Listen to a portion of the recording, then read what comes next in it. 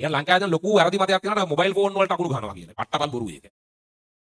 Mobile phone වලට විශේෂයෙන් අකුණු ආකර්ෂණය වෙන්නේ නැහැ. මොබයිල් ෆෝන් වලට අකුණු වදින්නේ නැහැ. ඒකද මොබයිල් ෆෝන් එක අතේ තියාගෙන අකුණෙන් ආරක්ෂා වෙන්න පුළුවන් කියලා නෙවෙයි මේ කියන්නේ. එහෙම නෙවෙයි කියන්නේ.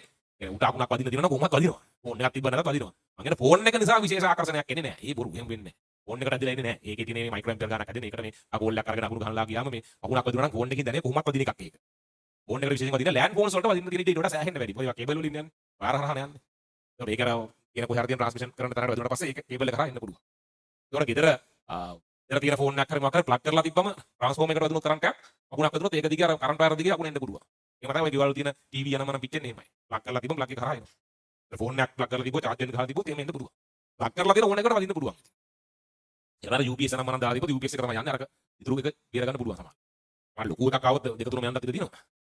එහෙම වෙනවා අකුණු කියන්නේ එහෙම වෙදී. අකුණු හැදිලා කියන අකුණු හැදිලා බේරිච්ච උනුත් ඉන්නවා. ඒ කියන්නේ මැරිච්ච නැති උන් ඉන්නවා. මම දන්නේ නැහැ කොහොමද වෙලා තියෙන්නේ කියලා මේ. ඔය වීඩියෝ එහෙමත් තියෙන්නේ. අකුණු හදුනට පස්සේ තු ඇවිදින්න නැහැ නේද එහෙම. මම දන්නේ නැහැ කොහොමද වෙන්නේ කියලා ඒක. මේ මෙච්ච උනුත් ඉන්නවා. ඒක කයි කරලා බලන්න එපා.